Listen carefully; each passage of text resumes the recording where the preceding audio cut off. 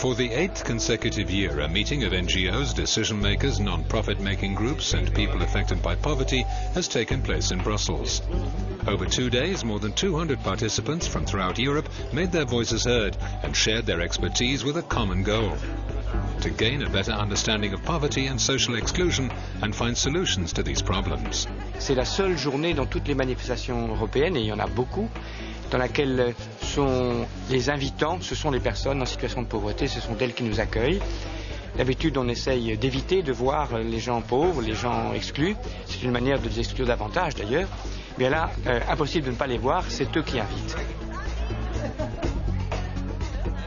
Protože zejména oni vědí, jaké mají potřeby, vědí, jak mohou přispět k tomuto řešení a mohou velice napomoci k objektivnímu a efektivnímu rozhodnutí.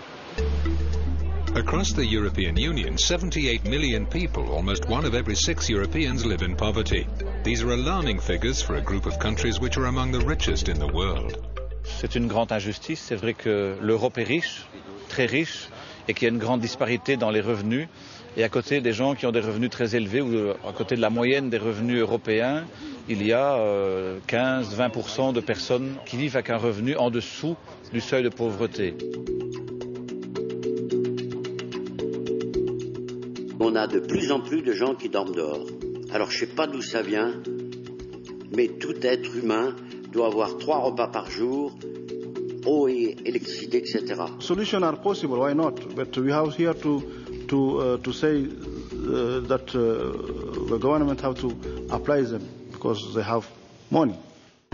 And in order to find these solutions, everyone needs to be able to exchange their ideas and experiences of the difficulties involved and try to determine what they need where they live. Bonjour, je m'appelle Alain Groyer, je viens de Paris. Mein Name ist Wolfgang Jäger.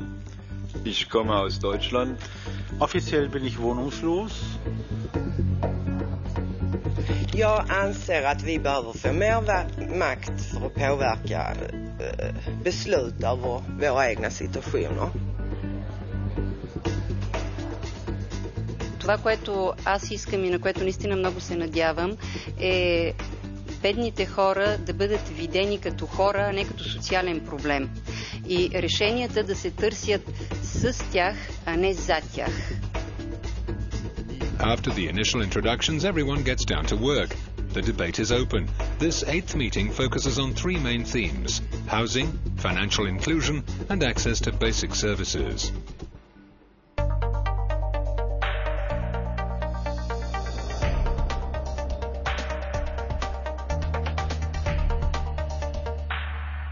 Il y a dans nos villes et dans nos communes des logements inoccupés.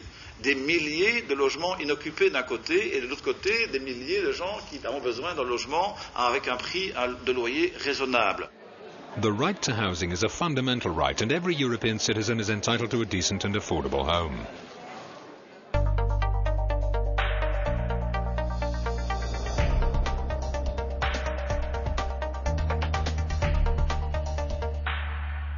Ze hebben geen kredieten. Worden afgewezen, uw inkomen is te laag. Aanschaf van nieuwe gebruiksvoorwerpen, dus duurzame gebruiksvoorwerpen. Mensen moeten wassen, koken. Dat speelt in Nederland en overal, over de hele Europa, maar de situatie is zo verschillend. Wij kunnen geen nieuwe dingen kopen. Wij moeten alles tweedehands via kringloopwinkels of krijgertjes moeten we het hebben. Access to financial services such as a bank account or basic loan facility is essential to be able to take part in the society in which we live. What would be start of the solution is to look at the legislation and not to allow legally to banks or the financial institutions to put high interest rates on those money which they will borrow.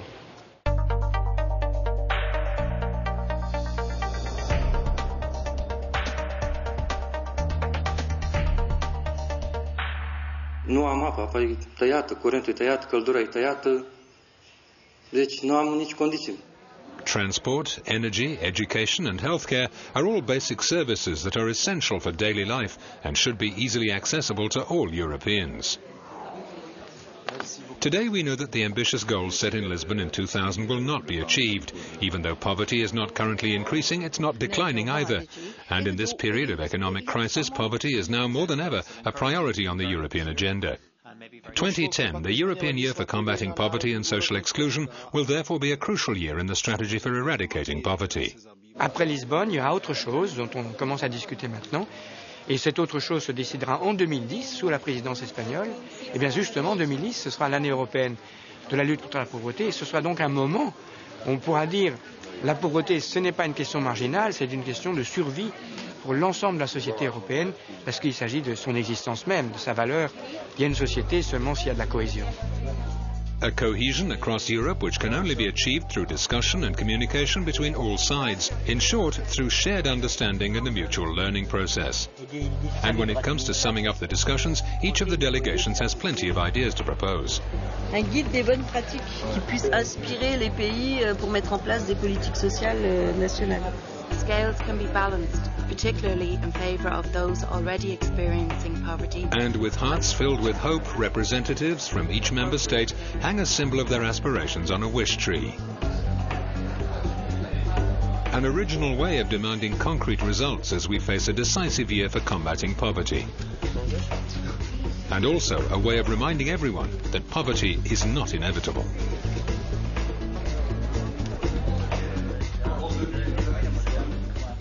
Este objeto foi construído com o objetivo de ser uma balança, pois significa o equilíbrio da vida, a justiça, a igualdade dos direitos, a divisão da riqueza e com a certeza que o sol quando nasce é para todos. Todos merecemos viver com dignidade. Obrigado. When we see so little progress about social inclusion, about the eradication of poverty, it is because we have an economic system who seems to produce even poverty rather than eradicating it. So I hope that in the next period and the next overall economic strategy, the social objectives are more in the heart of it than it was the case in the Lisbon strategy. J'ai espoir qu'un jour la pauvreté sera éradiquée et j'ai espoir également que l'Union européenne, telle qu'elle est constituée actuellement, soit une réelle force d'impact quant à cette lutte.